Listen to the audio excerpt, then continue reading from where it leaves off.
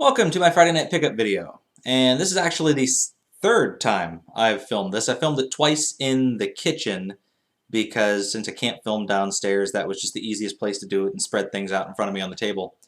The first one, the echo was so terrible that I had to cut it. And then the second one, I took some measures to stop the echo, but then I was having huge balls of spit form on my lip and fly at the camera, and it was disgusting.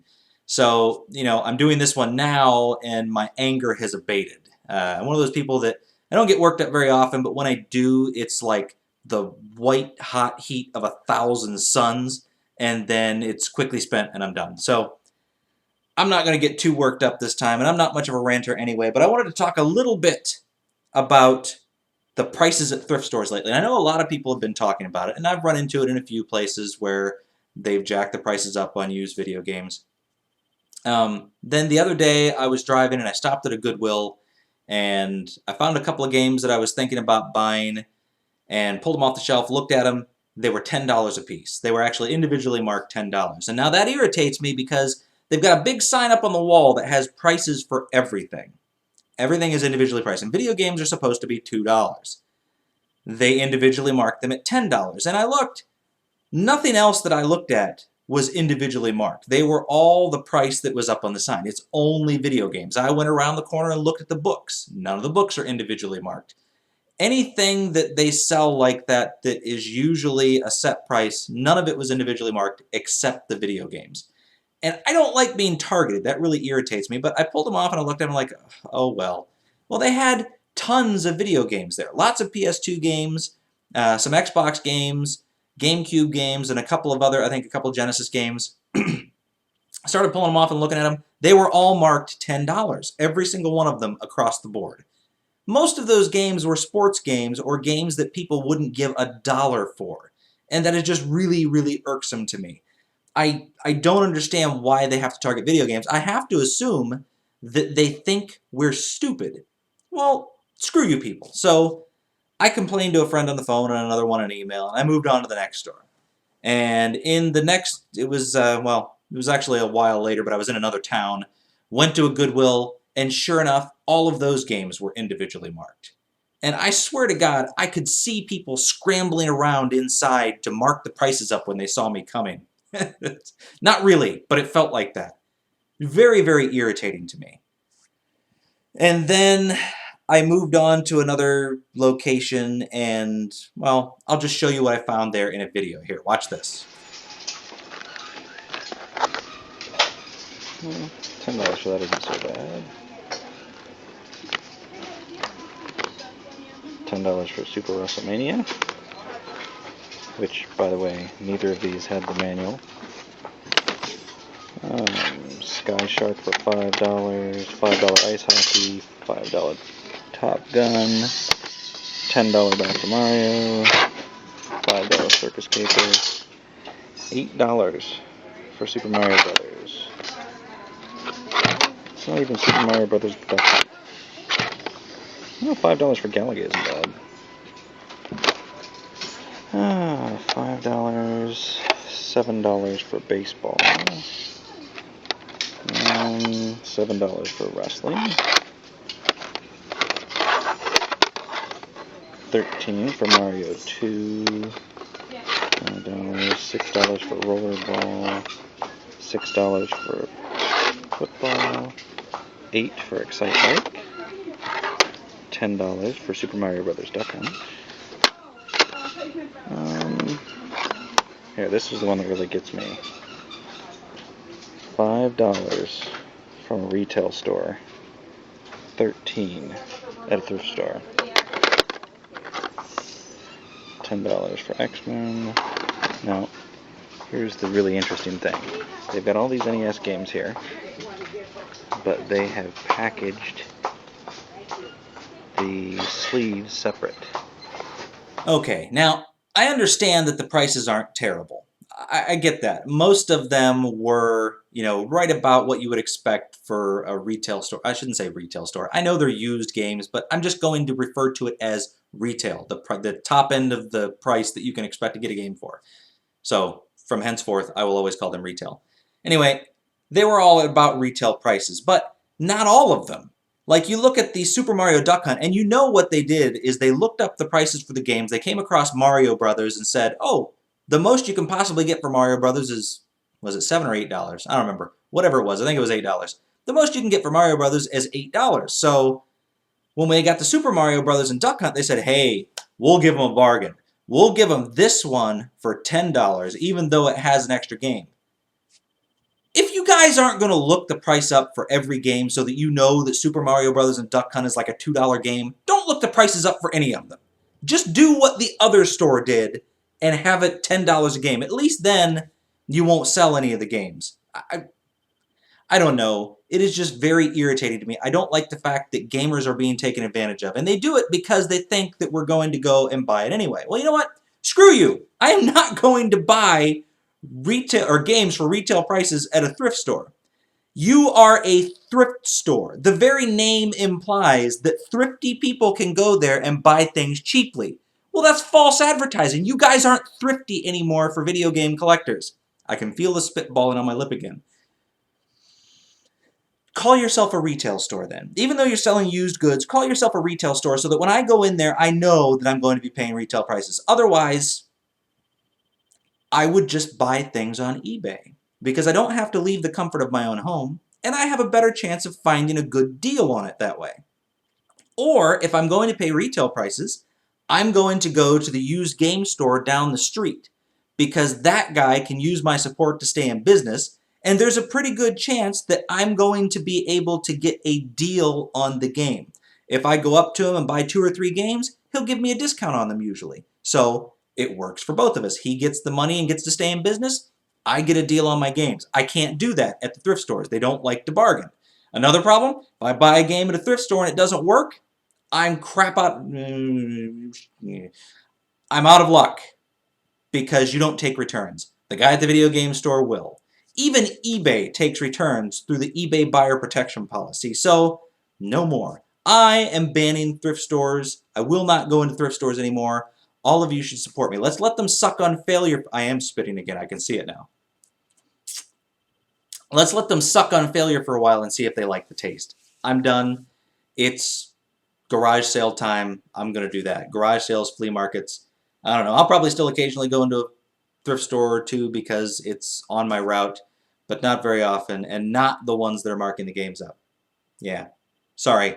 Had to do that a little bit. I did get a little worked up, but I feel better now. Alright, the video games I did find decent deals on at the thrift stores that are not ridiculously marked.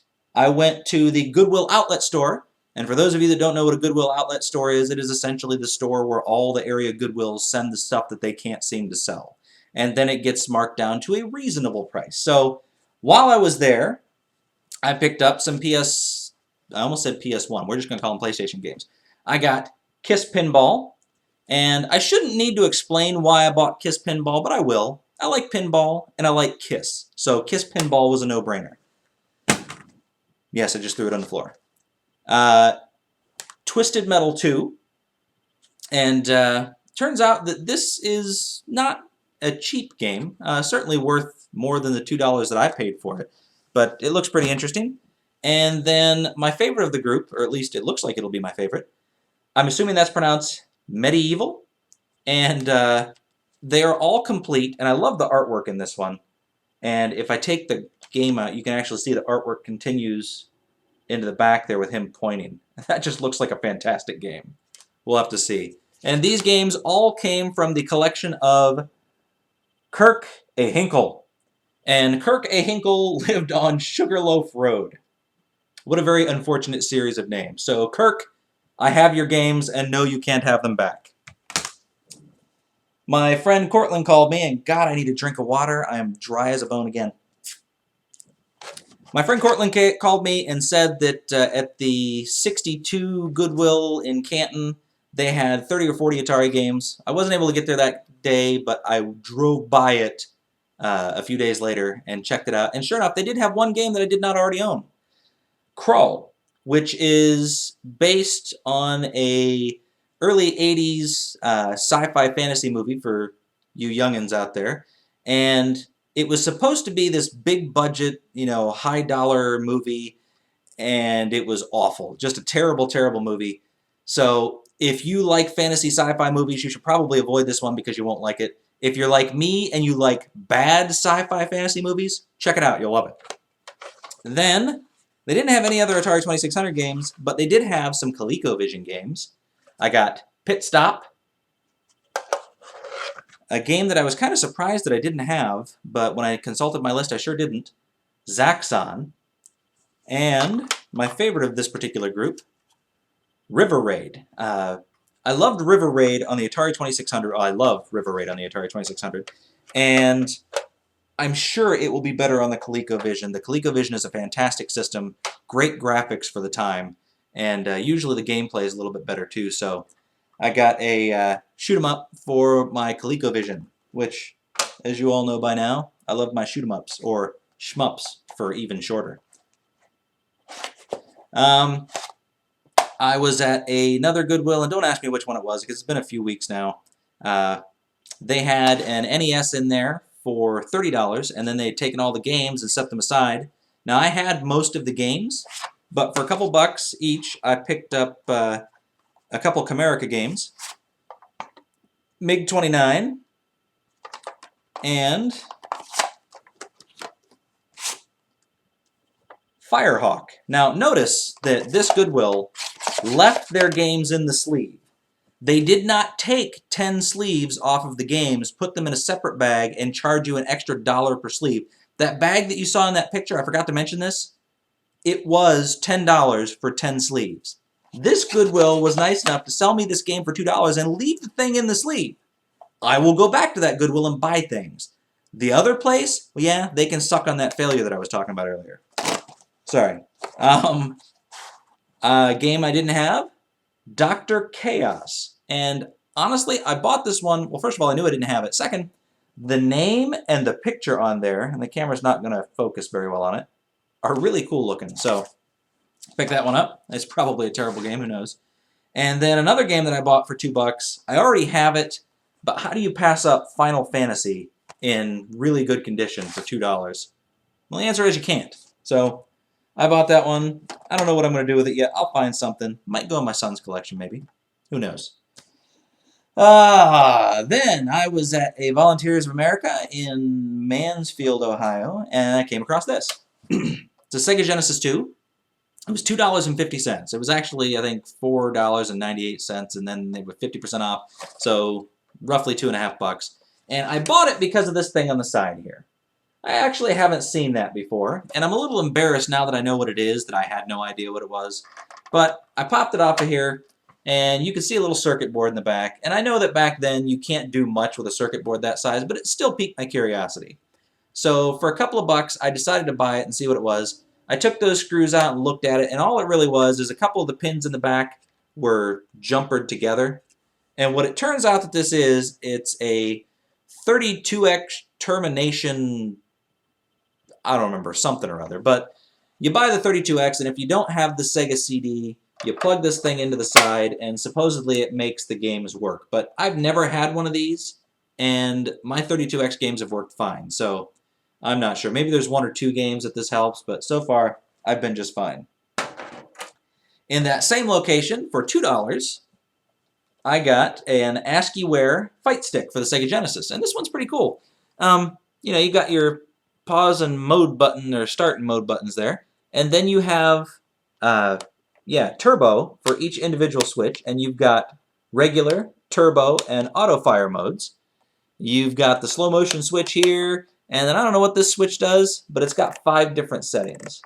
So I'm sure it does something very important. I like it because it's a nice little compact 6-button stick. I have a fight stick for the Genesis, but it's the 3-button version. So yeah, I like the 6-button version. I'm sure there are some games that'll take good advantage of that. Finally, last pickup is not video game related, but I have a few different Laserdisc players, and I gave one to my friend Cortland. But I don't have remote controls for them. It seems like every time I find one, there's no remote control. Or if there is a remote control, the thing's like $120. Well, I've tried a whole bunch of different universal remote controls. None of the newer ones seem to want to work with Laserdisc players. I found for $1 a universal remote here that works on my Laserdisc player, and that makes me very happy. You get these, I think it's called the Dollar Tree, or Everything is a Dollar, something like that. But it is not the highest quality. As a matter of fact, this one, I've had it for a day, and it's already coming apart. I don't know if you can see that on there or not, but the thing that holds it together actually snapped. But it does work. It's $1. It takes 2 AAA batteries, and if anybody needs one for their Laserdisc player, Everything is a Dollar, or the Dollar Tree, something like that. $1 remote control, works for Laserdisc. Cool. I'm sure it works for other things too, but the Laserdisc is all I really want it for. If anybody knows out there of a universal remote control that worked with a CDI, that would be awesome. Let me know. I think that's it. I'm done complaining about thrift stores, and I can't think of anything else to say. So thank you very much for watching. I'll see you guys. Well, I won't see you. My son will see you this weekend. I think Sunday we're going to post his room tour. Thanks for watching. $170 for an NES.